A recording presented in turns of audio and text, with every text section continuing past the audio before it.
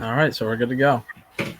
All right, guys, here we are, Dang Sports Podcast. Here we are with Will Clarke, defensive end from the Arlington Renegades in the XFL. How you doing tonight, man? I'm doing well. Thank y'all for having me. All right, no problem, bud. You're a Pittsburgh guy, right? Out hmm of Taylor Alderdice High School, right? But you played tight end and linebacker, and you are all city in high school, correct? Yeah, yes, sir. Okay, so All city guy. what happened to get the transformation to defensive end? What happened to that deal? Well, I actually started off as a quarterback and a safety, Oh, and I was the largest person on the field. So my coaches thought that instead of me being all the way back in the secondary, just keep moving me up. I got moved to linebacker. They moved me up a little bit more at the end. So gotcha, instead of making plays, around the line of scrimmage, I could just make them in the backfield. gotcha. So then you ended off going off to West Virginia for college, correct? hmm Yes, sir. Okay. Then you went on drafted by the Bengals in the third round, right? hmm 88th overall in 2014. Who do you play for? Coach Gunther there, correct? Is that Coach Yep, Gunther? yep. Paul Gunther. Okay. Yep. Um, Couple of questions here also. Then you spent some time with the Buccaneers, right? hmm 17 to 18. Then hmm a little bit of time with the Battle Hawks in the 2020 version of the XFL, and then it was hmm unfortunately stopped with COVID, correct? hmm Okay, and then moved on. Then a little bit of practice squad time with the Lions and the Saints there in 2020, and then hmm kind of got back into this thing here with the XFL. So how do you enjoy the XFL so far with what's going on with this new version of it? As you could say, it's kind of the reboot, and it's got a good fan following so far. Everybody kind of likes it. How do you feel everything's going with this so far? I think it's going pretty well. I think there was a lot since the I shouldn't say the ending since the pausing of it in 2020. I think once ownership changed, I mean Vince McMahon was doing a great job. Don't get me wrong, but I think once ownership changed, I think The Rock, Danny Garcia, and Yeah, River Capital, all of them, they did a really good job of strategically planning out how they wanted the league to go, and I think that's what we're seeing today. yeah. Everything Yeah. seems to, be doing good. A lot of attendance. The attendance is starting to go up every week. It's trending up. hmm Um, as you can see, St. Louis they started selling the second tier, the upper deck of the dome there in St. Louis. You guys are obviously playing the old Texas Rangers stadium out there in Arlington, correct? hmm So getting a bigger fan following out there. Everything seems to be doing good. Austin, you have anything you want to questions and all get in here with? Yeah, I mean, you pretty much covered the first question I had was about the bat like playing on the Battlehawks in 2020 and 2023. I guess like what's the biggest difference you see right now? Because I mean, you've been in this league, the hmm XFL, two times now, and like what's the biggest difference you think so far? The biggest difference I would say is just honestly the media coverage. 2020 was kind of like a trial kind of situation, and not that the league was a trial, but the AAF had just ended due to their unfortunate circumstances. That league there, but when the XFL started back up, a lot of people were excited, but I don't know if they were full on sold on the league yet. Mm-hmm. I think wasn't nearly as much excitement as there is now with the league now that they brought it back in 2023. But I would say the biggest difference I would say is definitely the media coverage. The fan atmosphere in St. Louis was amazing. So I think just seeing that atmosphere from all the other fans in the different cities that we travel to match up to that is pretty good too. All right, yeah. And then one other thing, because I know you were talking about him playing with in West Virginia.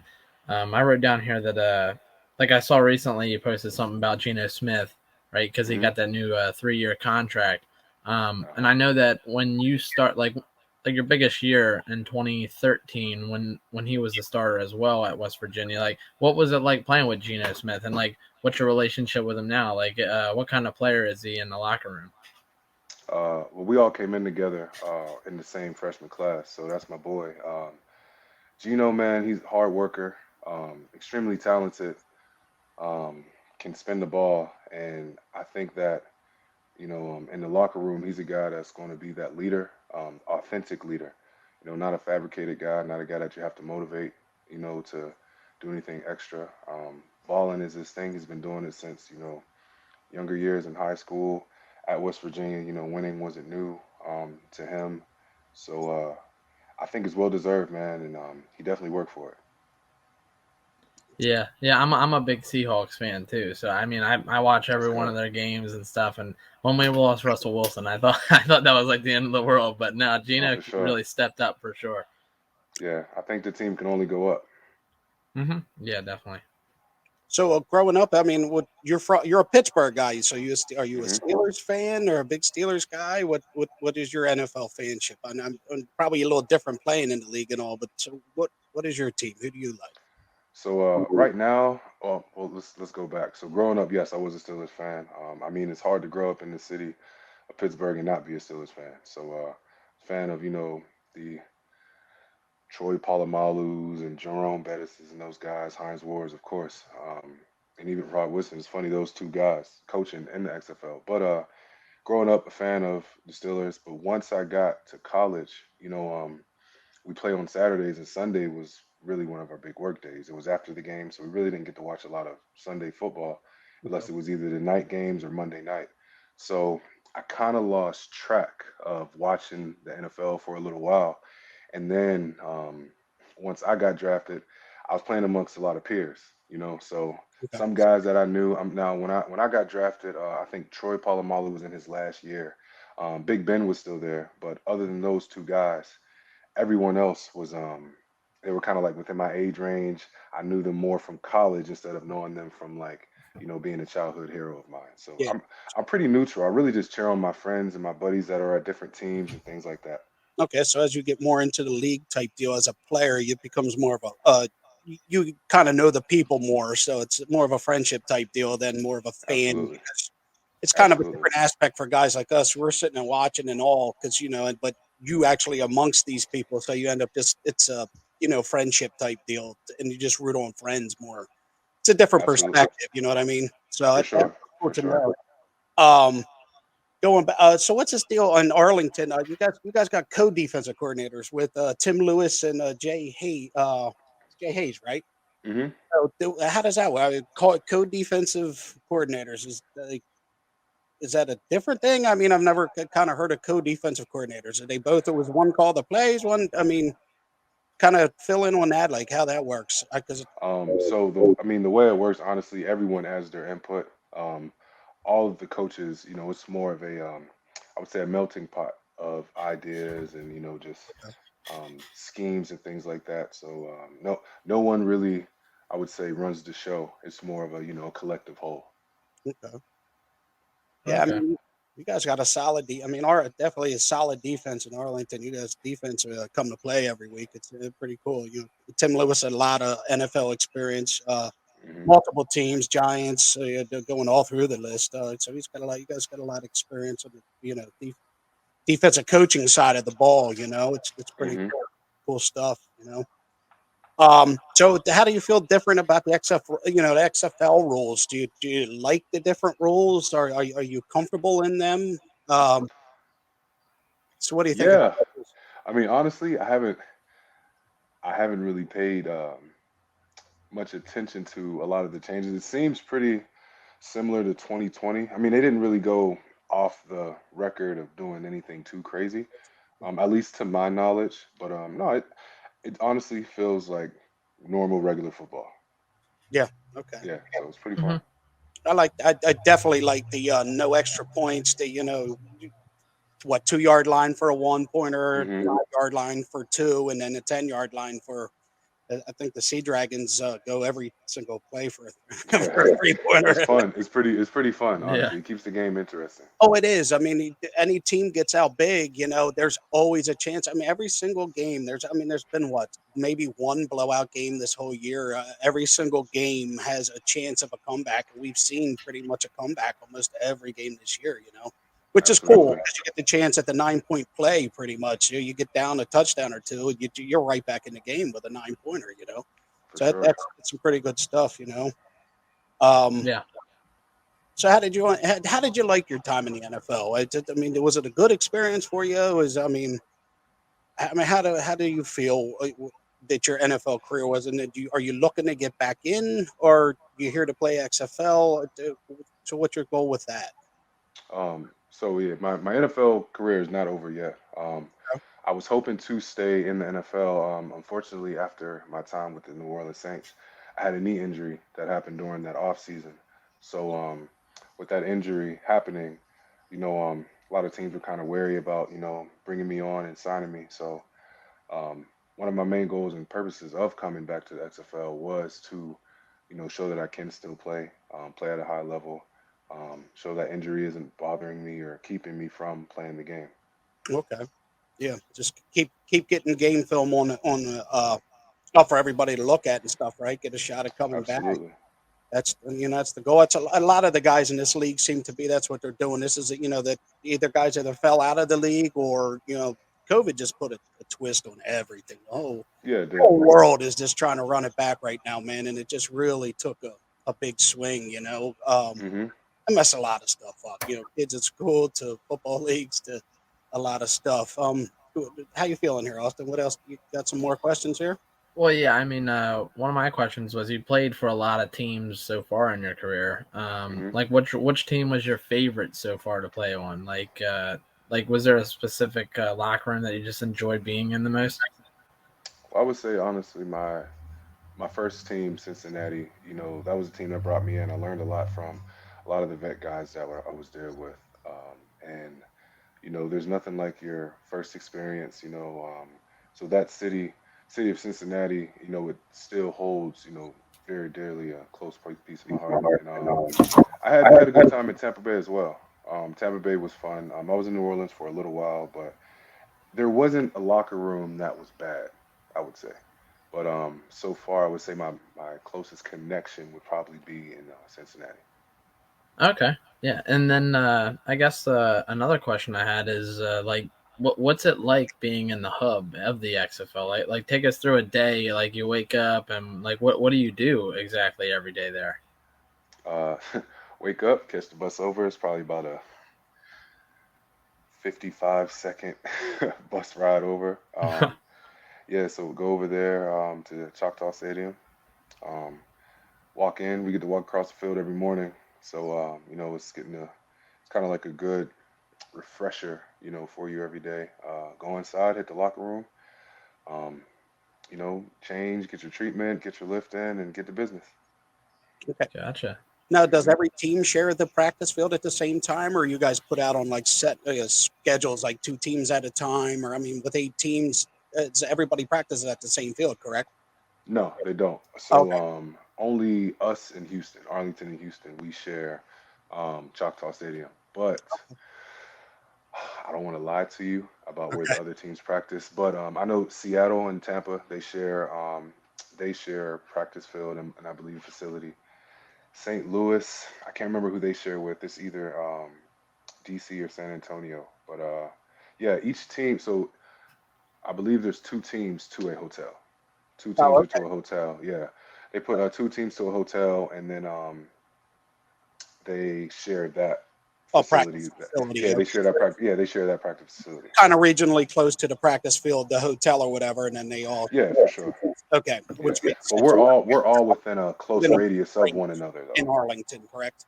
Yep. Yeah, it's the main central hub. So it's because Hmm. at the what is it? The USFL kind of did something similar. The same thing. They all, of course, they played in Birmingham at the same Yep. stadium, but I mean, same hub stuff. Kind of going on with that. It's pretty cool. Yeah. Absolutely. Um, practice wise, yeah, okay. So also let's see. Well, I So was gonna ask a question about Bob Stoops because Bob Stoops is like he's a legend in college football as a Hmm. like a head coach. How has it been playing for him? Is he a strong leader in a lot? Like I mean, obviously he's got to be a strong leader, but is Hmm. his coaching like? Can you see how it would stand out from other coaches you've had in the past? I mean, I'll say this, man. Coach Stoop, he's a dope person to play for, man. I love playing for him. He treats you the way you want to be treated. A lot of people in this profession, they say we be treated like grown men, and he gives you that opportunity. He's not going to babysit you. He's not going to spoon feed you anything. He's going to keep it real with you, and he's going to lay out the game plan, and it's our job to execute it.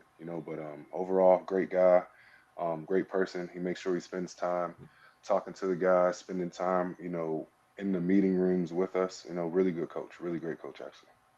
Yeah, and then also the Hayes brothers, like Jonathan Hayes. I know it was Jonathan Hayes that was the head coach of the Battlehawks, right? Like Hmm. he was. Yeah. So Yeah, yep, Jonathan Hayes.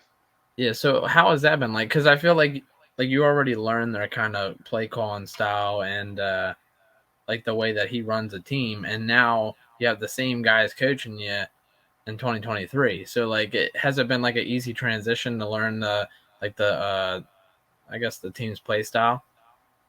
Yeah, I mean, they have their very similar coaching styles from before, but I mean, anytime you have a relationship with someone, it's easy to just pick back up, where you once were. Gotcha. It's okay. So far, how do you feel your season's going so far? How do you feel you're doing? How you feel your team's doing? Like, how you feeling? You know, 3 weeks Well, in, how you feel? team. I'll speak on the team first. Team wise, I feel like we can do a lot better. Um, we've been playing some pretty good football, but after the game and after watching the tape of the first three games, we know we left a lot of plays out there. So it's a lot that we can change, and I feel like we have, one of the best teams in this league. We have a lot of good guys, a lot of good players, a lot of really good coaches, and it's up to us to execute. And as far as myself, I feel like I started off a little bit slow, um, but you know, we're starting to peak, at the right time, and we will peak at the right time. And everything will handle its own. You Hopefully we'll be there in that championship in San Antonio. work out. Yeah. I mean, right now, so you feel you're doing well. Definitely a close game last week with the Guardians. Hmm. Um, but you guys don't get no preseason games. You know what I mean? So is it Right. tough? Is it tough coming out? Are the first couple games more of a preseason setting for you? You know what I mean? Where it takes a little bit of time to gel because most other leagues you get a little bit of time to play with each other. And this Hmm. you have to come right out and expect it to produce right off. Your first game. So the first couple maybe like a feeling out period, and then you get going better as you go. Well, I will say this. That's not how we're looking at it as far as it being a filling out period. Now, realistically, is it? Probably so, Yeah. for most of the guys. Because, I mean, even speaking on offensive side, those preseason games and things like that, a lot of times the quarterback needs time to get with his receivers. Receivers need time to get with the quarterbacks. But even on the defensive side, we all have to learn one another's game, Yeah. and you can only do that so much through practice. But our coaches put together a really good scheme for us to be able to, gel with one another. Yeah. But also, too, we're a really close knit team, so it's easy for us to learn one another too. Get you. Gotcha. All right. Yeah. I mean, we don't want to take up too much of your time. So, but No, yeah, I you're good. mean, we got some good questions in, and I mean, Danny, did you have any other questions you really needed? Random.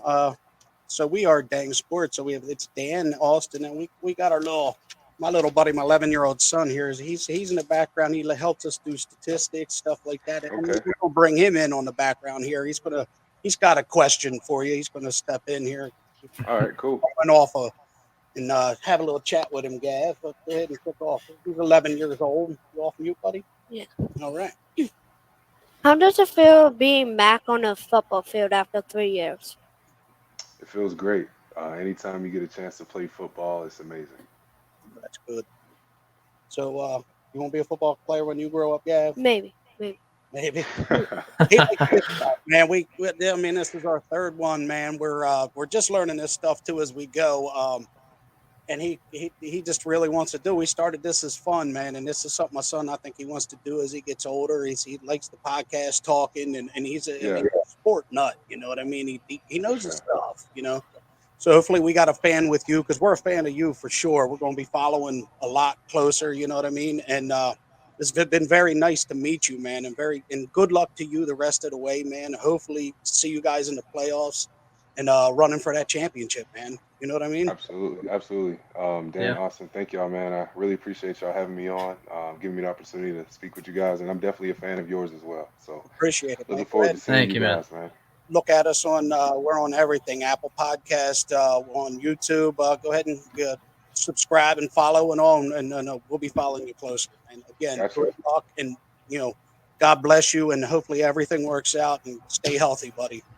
Thank you, Yep. guys, and best of luck in the future, man. I wish you guys a lot of Thank you success. very much, man. Appreciate it. Thank you. Thanks, All right. man. Thank you. Have a good night, bub. You too. Bye bye.